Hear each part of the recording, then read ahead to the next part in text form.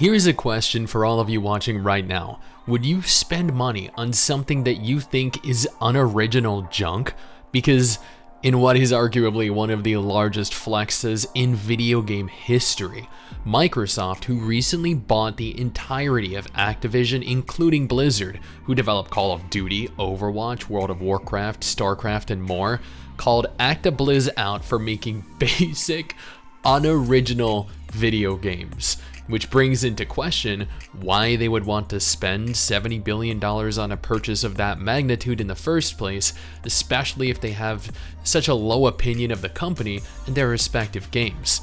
Other than, I guess, to absorb and or dissolve certain competing studios. Before we go any further, I just want to take a moment here to thank all of the absolute chads and chadettes that support this channel via Patreon. You're all freaking legends. Seriously, each and every single one of you. I would offer to give each of you a kiss, but I suffer from severe intimacy issues. Additionally, if you want to stay up to date with all the latest MMO gacha and gaming news, take a second here to follow MRSSTIX and I over on Twitter. We tweet daily. For those of you that aren't keeping up to date with this, Microsoft recently bought up Activision Blizzard for an enormous $68.7 billion. This is after their recent struggles with a variety of lawsuits, and a mere 2 years after Microsoft purchased ZeniMax and Bethesda for $7.5 billion. And it is my understanding that this buyout of Actiblizz isn't as simple as I was first under the impression of.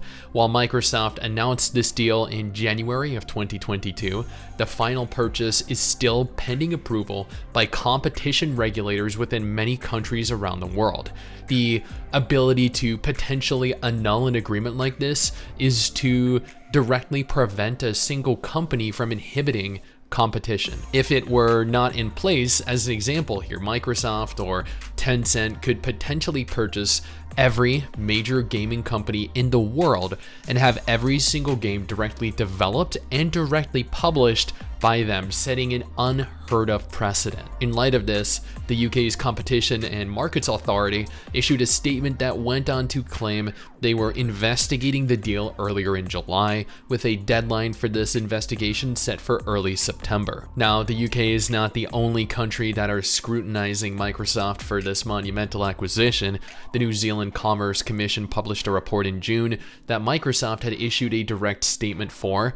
Specifically, with respect to Activision Blizzard video games, there is nothing unique about the video games developed and published by Activision Blizzard that is a must-have for rival PC and console video game distributors that could give rise to a foreclosure concern. Microsoft openly admitted that Actiblizz do not develop or publish any video games that are remotely unique or unique enough to potentially impact the gaming market on any type of significant level. No doubt a shocking blow to a company that is already largely considered to be a laughing stock in the community. According to Rock Paper Shotgun, Call of Duty has earned a cumulative total of $27 billion for Activision since the series' inception back in 2003. During a call last year, Activision's chief operating officer, Daniel Allegre, confirmed that Call of Duty is one of the most successful entertainment franchises of all time. Evidently, the most bland, unoriginal games can be large successes according to this logic. A topic of contention with regards to this specific purchase was whether or not Microsoft would be withdrawing support for other platforms outside of the platforms that are directly owned and operated by them, aka the Microsoft Store and Xbox. Microsoft went ahead and clarified their stance on other platforms by confirming their main competitors, Sony, Nintendo, NetEase, and even Valve, along with their respective digital platforms, would retain their status as significant global competitors, which is largely thanks to a fragmented market. Disregarding their major competitors that are listed above, Microsoft elaborated on how this could potentially affect smaller developers or publishers by confirming that they should not in any way be affected by this deal, given they have a much larger variety of distribution tools and options available to them. This whole thing is one massive admission of how unbelievably average Activision's current catalog is these days. Not that Microsoft are really driving the genre forward with any significant advancements themselves. And while I still fully expect this sale to inevitably go through, it is interesting watching this develop. I'm curious how Microsoft's acquisition of World of Warcraft is going to affect this game, because that is honestly my main concern as a WoW player.